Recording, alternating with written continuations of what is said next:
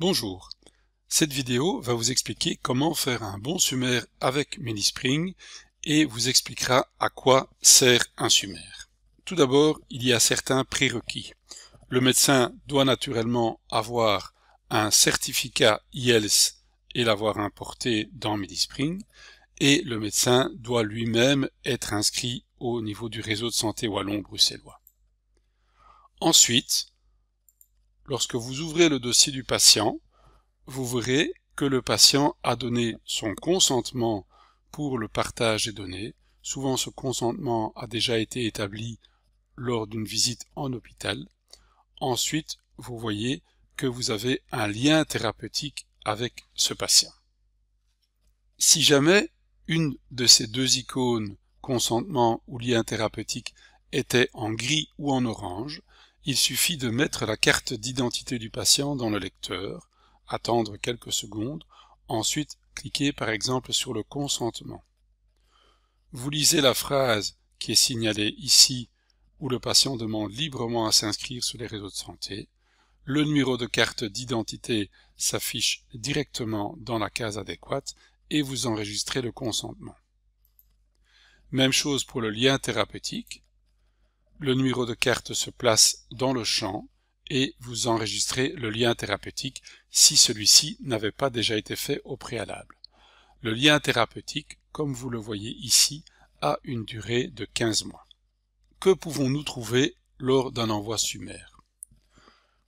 Lorsque le médecin enverra un sumaire, il va envoyer automatiquement les données administratives du patient, du médecin, la date du sumaire, ainsi que la liste des personnes de contact du patient et sa liste de soignants. Dans les données médicales, on y trouvera tous ses problèmes de santé, antécédents, allergies, intolérances, facteurs de risque, tout le traitement habituel du patient ainsi que ses vaccins.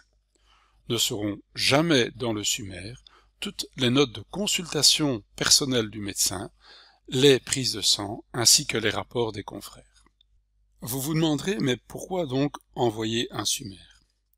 En envoyant un sumaire, vous participez à la continuité des soins. Vous partagez toutes les infos essentielles que vous détenez sur votre patient avec les autres soignants de celui-ci, qui ont un lien thérapeutique avec lui. Par exemple, le poste médical de garde, le service des urgences, la réanimation, tous les spécialistes, ainsi que certains paramédicaux. Lorsque vous voyez le patient pour la première fois, vous mettez sa carte d'identité dans le lecteur et MediSpring vous propose de créer automatiquement le dossier. Vous pouvez décider d'envoyer un summeur dès que vous avez créé le dossier du patient. Vous pouvez dans sa fiche également introduire des personnes de contact et dans l'onglet Liste des soignants, rajouter un ou plusieurs soignants du patient. Toutes ces infos passeront également dans le sumaire. Mais le médecin aux urgences n'aura vraiment rien à se mettre sous la dent avec un sumaire complètement vide. Supposons que vous voyez maintenant le patient pour la première fois. La salle d'attente est bondée. Le patient vient de déménager et vient chez vous pour faire le plein d'ordonnances. Vous n'avez pas l'occasion de retracer toute sa vie médicale et vous vous contentez simplement d'encoder son traitement chronique pour lui faire ses prescriptions. Vous allez donc créer une consultation et, dans le module médicaments, prescrire ses médicaments habituels. Par exemple, le bisoprolol à raison d'un comprimé par jour et le glucophage de façon chronique à 2 comprimés par jour. Lorsque vous prescrirez ces médicaments, ils vont se placer directement dans la partie traitement en cours du patient. En faisant à ce stade un envoi sumaire, vous rendrez déjà un service au médecin urgentiste en lui fournissant sa liste exhaustive de médicaments. Sa glycémie remonte, mais ça reste fort basique. Un mois plus tard, vous revoyez le patient en période grippale. La salle d'attente est toujours comble. Le patient présente une infection et vous décidez de lui donner un antibiotique. Avant de donner cet antibiotique, vous lui posez quelques questions au sujet de ses allergies.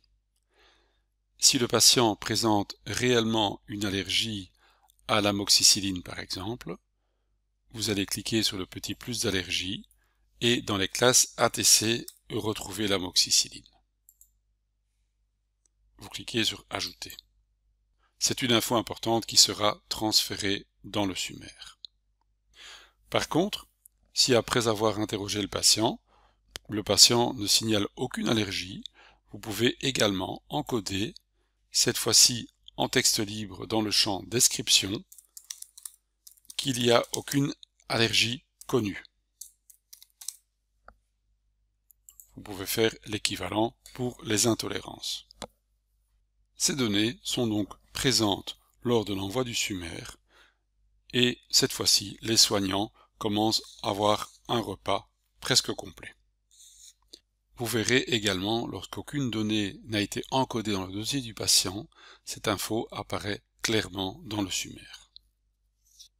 Le patient revient maintenant quelques mois plus tard.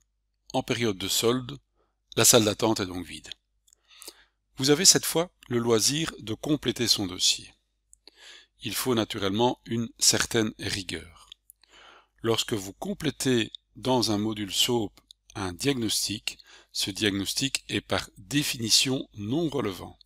Non relevant, c'est-à-dire non important et qui ne passera jamais dans le SUMER. Par contre, si vous voulez encoder des données qui vont passer dans le SUMER, vous devez encoder dans la partie gauche, dans les problèmes de santé ou antécédents ou allergies. Ces termes sont par définition relevants. Ils sont relevants actifs pour les problèmes de santé, relevants passifs pour les antécédents. Prenons un exemple. Ce patient vous signale qu'il est hypertendu. Vous tapez quelques lettres dans le champ de recherche et vous trouverez le terme hypertension. En le sélectionnant, ce terme apparaît dans la description et vous pouvez encore mettre une petite info, par exemple que le bras gauche donne une tension supérieure au bras droit. Ces mentions passeront également dans le SUMER et sont affichées clairement dans le dossier du patient. Vous pouvez rajouter un deuxième problème de santé en signalant qu'il a un diabète de type 2. Petite parenthèse, vous aurez peut-être au début difficile de retrouver le terme, mais une fois qu'il a été sélectionné une fois, il apparaîtra tout à fait en haut de la liste comme favori. Vous pouvez également, dans le champ Notes, noter que le patient a une mauvaise alimentation et ces infos passeront également dans le SUMER. La date de début est par défaut la date du jour. Vous pouvez la modifier. Vous ne pouvez modifier que l'année ou la date complète si vous avez également envie. Ce sont donc des problèmes de santé relevants actifs. Nous pouvons encoder maintenant un problème relevant passif qui est un antécédent. Prenons l'exemple d'un antécédent chirurgical. Le patient a eu une appendicectomie laparoscopique qu'il a eue en l'année 2010. Vous pouvez également encoder une donnée purement en texte libre dans le champ description si vous ne trouvez pas cette information dans les bases structurées. Cette info passera également dans le SUMER. Le dossier de votre patient devient maintenant beaucoup plus complet. Vous pouvez donc décider d'aller sur l'onglet Hub et de cliquer sur le bouton Envoyer un SUMER. Vous avez une prévisualisation des données qui apparaît.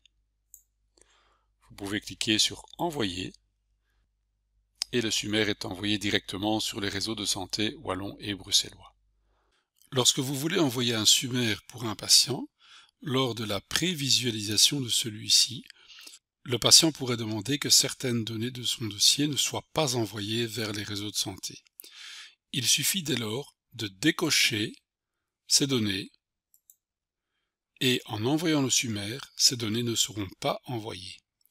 Lorsque plus tard, vous referez un nouvel envoi SUMER lors d'une mise à jour de son dossier, ces cases resteront décochées et sont donc gardées en mémoire. En cliquant dessus, vous pouvez voir le détail de ce SUMER, c'est-à-dire toutes les données administratives avec les volontés du patient, ses allergies, ses intolérances, ses facteurs de risque, les diagnostics qui sont le terme pour les problèmes de santé actifs, où nous retrouverons bien tous les problèmes de santé indiqués, ainsi que les problèmes de santé inactifs, donc qui sont les antécédents. Nous retrouverons également les médications du patient, c'est-à-dire son traitement chronique et le traitement aigu qui a été prescrit avec une date de fin. Les médecins au poste de garde et au service des urgences sont maintenant très satisfaits du sommaire envoyé. Ils ont accès à un dossier presque complet du patient. Le patient revient plus tard pour un problème de plaie et vous décidez de vérifier sa carte de vaccination. Dans le P, vous choisissez le vaccin et vous encodez le Boostrix que vous faites ce jour. Directement, nous retrouverons dans le dossier du patient les 3 maladies pour lesquelles il a été vacciné. Vous pouvez aussi, dans cette consultation, encoder d'anciens vaccins. Par exemple, le patient a été vacciné contre l'hépatite A en 2011 et sa carte de vaccination se complète automatiquement. En envoyant un sommaire, vous retrouverez maintenant le dossier complet du patient avec tous les vaccins encodés. Vous avez transmis maintenant à toute l'équipe de soignants un sommaire de grande qualité. Plus tard, vous avez l'occasion de parler avec votre patient de la prévention des facteurs de risque et des volontés. Vous pouvez très facilement dans MediSpring encoder un facteur de risque. Par exemple, un facteur de risque médical. Vous sélectionnez le menu et vous choisissez le tabac.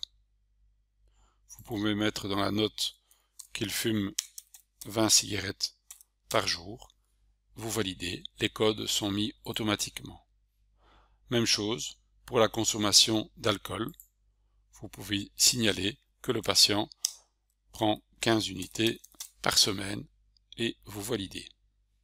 Si le patient, en parlant de ces facteurs de risque, vous parle d'éventuelles volontés, vous pouvez aller dans la note médicale et dans l'onglet Volonté, dire que le patient accepte ou n'accepte pas la réanimation, l'intubation, les recherches cliniques, le don d'organes, etc. Dès que vous aurez enregistré, toutes ces infos passeront maintenant également dans le sommaire. Ce sommaire est maintenant, pour l'urgentiste, un plaisir des yeux et de la bouche. Il en salive d'admiration, votre sommaire est tout à fait complet. L'équipe des soignants et vous-même, en allant sur l'onglet Hub, peuvent naturellement voir autre chose que le sommaire. Vous pourrez y voir prochainement le schéma de médication, le journal de bord écrit par les paramédicaux sur le réseau de santé wallon, les notes éventuelles du patient, les laboratoires du patient, ainsi que tous les rapports des spécialistes. Pour un enfant, l'encodage uniquement des vaccins et l'envoi d'un sommaire à ce stade-là est déjà l'équivalent d'un très bon sommaire. Dans cet exemple, 2 vaccins Infanrix ont été faits chez cet enfant. Il suffit d'aller dans l'onglet Hub et d'envoyer le sommaire et vous aurez déjà un sommaire très complet. Vous vous demanderez peut-être qui a accès au contenu du dossier du patient sur les réseaux de santé wallon. Pour ouvrir le contenu du coffre-fort, il faut 2 clés.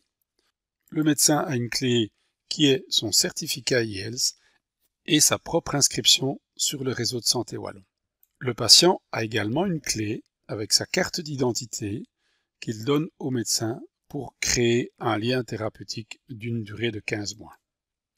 Lorsque le patient se rend sur le réseau de santé wallon dans l'espace patient via l'application It's Me ou sa carte d'identité, il a l'occasion de voir ses propres documents. Il peut voir le contenu du sommaire qui a été édité par son médecin traitant, avec l'aperçu général, les volontés, les allergies, les facteurs de risque et problèmes de santé. Il peut également voir et encoder une note dans le journalier, ainsi qu'une note personnelle. Le patient a un contrôle complet de son dossier médical sur le réseau de santé wallon par ses autorisations d'accès.